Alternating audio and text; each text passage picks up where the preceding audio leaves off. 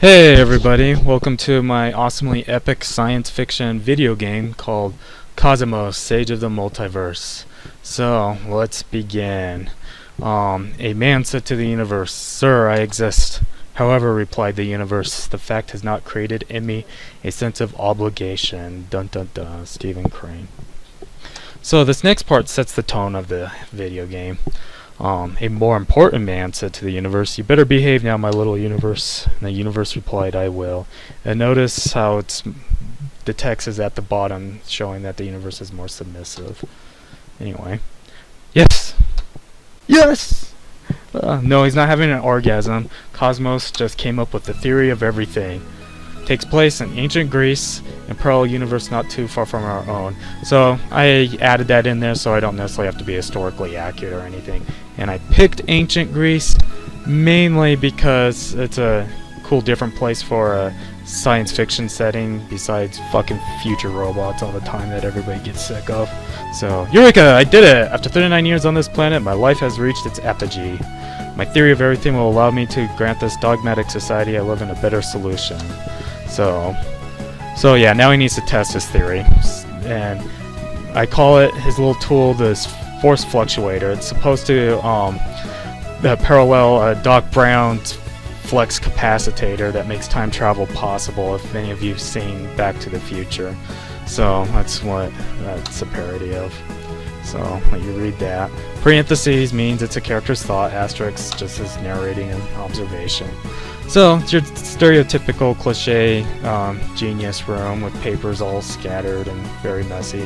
And you could go through and read a few of these. And I mainly just picked quotes from I found online that it's about the universe. My favorite one is this Carl Sagan one. I'll let you read that. And it sets the tone for this introduction story. So it's a lot to do with religion, this introduction. I actually make up my own religion, mixing both Christianity and Greek mythology. So this, if anyone ever plays this game, which I sure hope so, it's an interesting read. It explains Cosmos' philosophy on creating universes, and also I draw a few parallels to string theory in that too, if any of you know anything about that. Which I really don't, but it's just kind of a cool parallel. Here's the first of my many immature jokes in this game. So, there's that. So we need to find this force fluctuator, right? Well, I'll give you a hint. It's underneath these papers. Pythias is his apprentice's name. So yeah, this is about Cosmos changing the actual laws of nature directly. So here he's gonna test changing the strong force, which it holds electrons and protons together in an atom. So, and here's a cool little thing. There's no basic attacks or magic in this game. It's all science. So that's why he needs to have this force fluctuator equipped at all times, or he can't do anything. And I kind of want to show this. Yeah, so this is what I mean by how he's changing the forces of nature directly. So like gravity, normally it's 9.8 meters per second squared, something like that. And so notice now it's only 4.21 meters per second cubed. I mean, it's like, geez, it seems like half the strength, but the cube thing is like almost a different dimension type of philosophy. So now we're gonna go test reducing the strong force on the statue. Actually, I think I have it backwards. It's increasing the strong force because we're making it stronger, so the atoms become more dense. Yeah. So anyway, actually, let me walk through these for you. So these are your common abilities. Cosmos shifts. Psyche shifts as your psychological abilities, and that will play a critical role in this game. Quantum shifts is abilities that work on a very small level. And the multiverse shift, these are going to be your ultimate abilities where Cosmos, changes the complete multiverse just to kill something. So anyway, nuclei force reduction. So that's reduces the strength of the strong force and particle physics that hold nuclei together. So we're going to see what that does to the statue. Oh no! magically disappears. Well, I mean, this is Super Nintendo graphics. So what I meant to go for is it actually makes it implode. And there's the explanation. So, have to love the cheesy SNES music too. So yeah, it'd be cool if I could get in a programming team and actually make this as a really cool 3D blown out video game. But fortunately, as just one man, it's SNES, all people are gonna get till that time. So basically, his apprentice, Pythias, is telling him he needs to lead a ritual. And notice I'm not using Greek mythology. I'm actually saying like God and higher power. That way, you know, us in this world could relate to it more. And then God be damned! Offend all the religious people. Yeah, let alone have to placate these masses. Fairy tales of sprites, burning bushes, giants who throw lightning bolts, and fictional higher powers. What's next? A flying spaghetti monster? Yeah, and if anybody read or know anything about The God Delusion by Richard Dawkins, that's a parody off that, the flying spaghetti monster.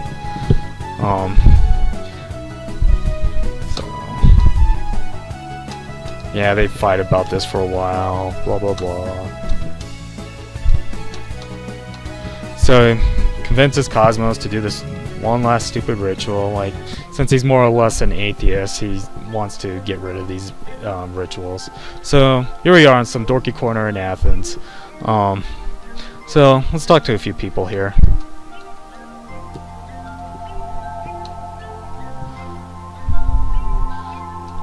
Let's talk to this person-looking thing. Eros is the god of fertility. I might as well mention that now. So this is always a theory I've had. If they actually allow Christian priests and whatnot to have sex with women, there'll probably be a dramatic reduction in pedophilia rates within the church. So that was a joke towards that. And so I mentioned a little bit about sacrificing sheep. So that's why I added this sheep in here. Bah, sacrifice me. Stupid joke. Stupid joke number 2. See what this cat says. Hello, kind sir. I'm a typical house cat. How does this day fare thee? I mean, meow. Another stupid joke. Here's a little puzzle game I'm going to probably add in later where you get a reward. This guy says something morally wise. I'll let you read that. So here, last of the corny jokes. Vacancy available. Get to graveyard. Wise future Elvis. Weird joke there. Some cat lady who loves their cat a little too much. Rest in pieces, your mother-in-law. Don't we all wish that? And my favorite joke, let's read this sign. Batman was here. Hell yeah, who knew he was in this game? So let's go to this temple. We're going to talk to this guy since he explains this religion I'm going after in this parallel universe. So, about a century ago, a monotheistic cult started to rise in power, threatening our temple known as the Christians. Notice the play on words there. They were led by a prophet named Theodorus. And I actually wanted another play on words there, so I wanted to play on the words of Jesus, but make the name Jesus sound kind of Greek, but couldn't think of one, so I just named it that. But if anyone could think of a good name, let me know and I'll replace that. So anyway, the Christians claim that there was only one true God who has no name.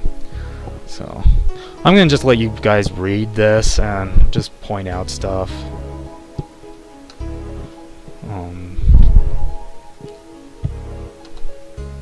This is the history of their religion in a parallel world. So, yeah, the point of this is, since the Christian God is pretty narcissistic, like, the one and only God, and you know, there's no other gods before me, and blah blah blah,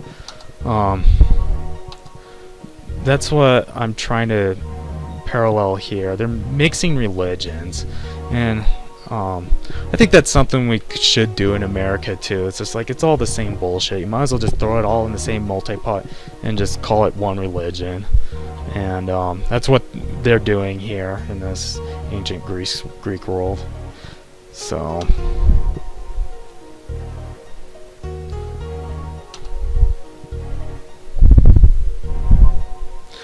Yeah. So here we go, talking about how the Olympian gods have to take a step back to the Christian god. And so where they're no longer referred to as gods, but just merely higher powers that provide the aid to the Christian god, who in return grants them the order. So basically the Greek gods become the servants to the Christian god, and I mean they're the servants that do the medial task of making sure the sun works, making sure the storms work, you know, and whatnot. So here we go. Monotheism and polytheism are now merged into a religion we historians now categorize as eclectitheism in contemporary Greece. And we might as well just have eclectitheism on this real world planet too. So here's the high priest. He's a pedophile, so that's why a lot of people don't like him, but you still have to do the ritual with him. So, and Hades will find...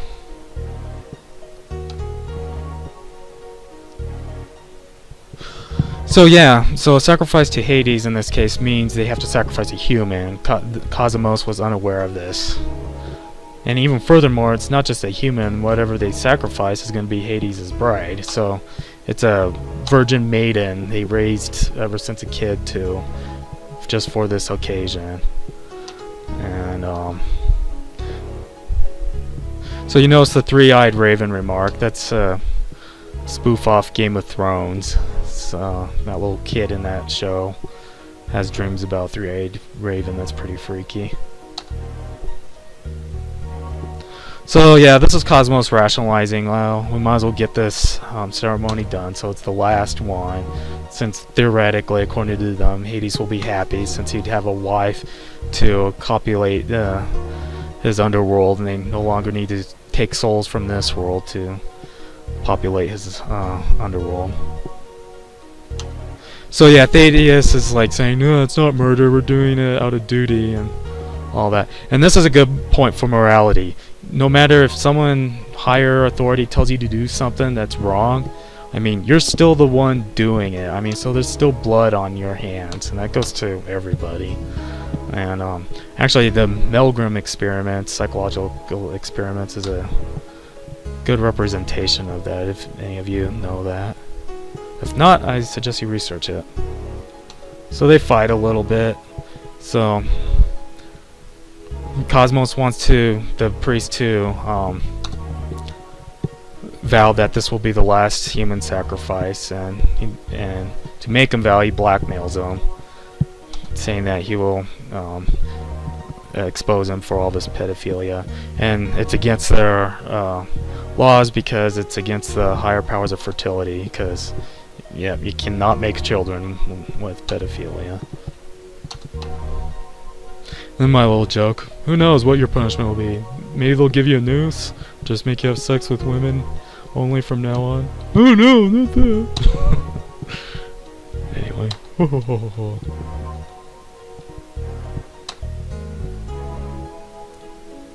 So, we're gonna go ahead and talk to him. No, we don't need to save.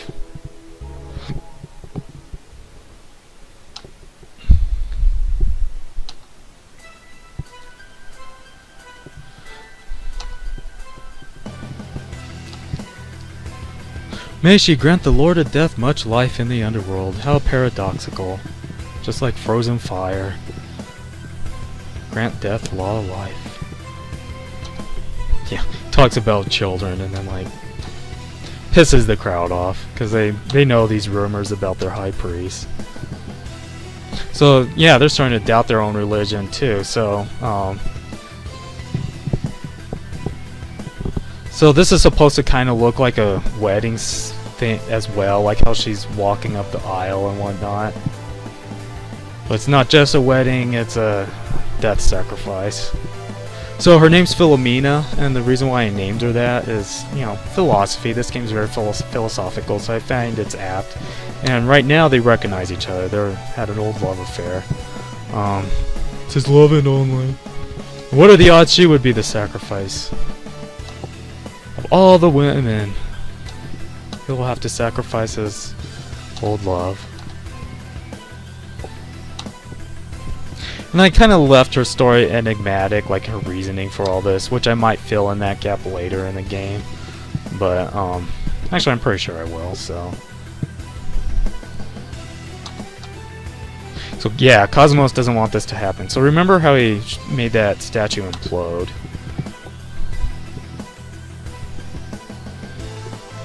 So he's coming up with a plan to, yeah, here's this plan right here.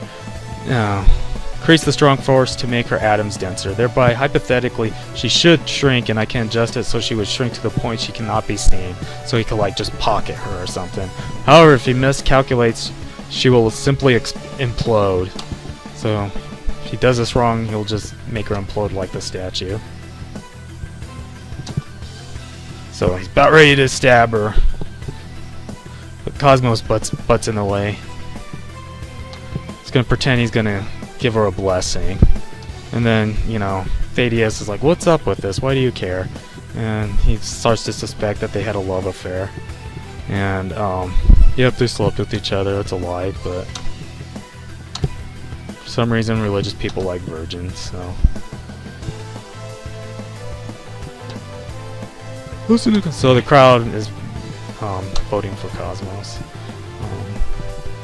Yeah, I'll give you one final blessing. And so setting the coefficients. Remember, like the coefficient for gravity, how I made that weaker. It's doing the same thing, but for the strong force. So Reddy's a stone fluctuator. I like it when a character's plan doesn't work out. It makes the story a lot more interesting. In this case, it doesn't. So Thaddeus gets, like, you know, bug up his ass and just rushes and kills her anyway before Cosimous could do his quote-unquote blessing to save her. So choose my love and only. So the crowd doesn't know what to make of this. So Cosimous bitch slaps him out of anger. Bitch slap. Pooh, take that, bitch. And his apprentice wants him to stop. Stay out of this, Pythias. Oh, I'll do more than hit you. Bends him over. No, just kidding. In fact, what he does, remember he was gonna shrink Philomena, so that's what it's set for. He's gonna shrink Thaddeus instead. And it worked. He shrunk. We can't see him. And then he just smashes him. This is probably AIDS-infected blood too, so it's kind of gross. So now that the crowd sees him killing the priest, they're trying to stop him. So he uses his flux to curve space-time around him. Look, he can fly! So yeah, after seeing this stuff, to Cosimous it's all scientific, but to them it looks like, you know, looks like almost godly power.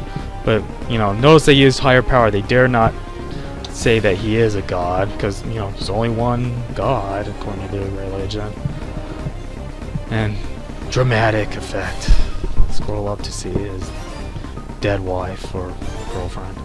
So basically Cosimous is in a warp bubble, so he's actually not moving, he's just moving space-time around him, similar to warping in Star Trek.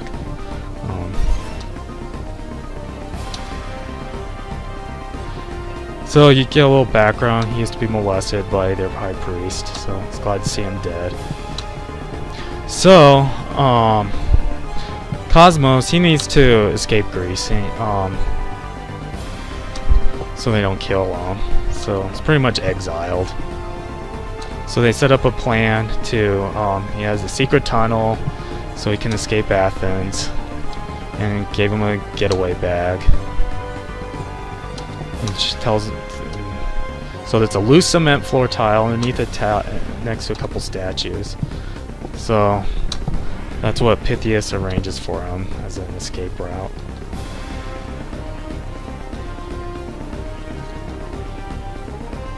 So here we go. Let's go find our escape route. But what the heck? There's no statues. There's no loose tile. There he is. Remember what I said about characters' plans not working out? Oh no, it's a trap, it's a dead end.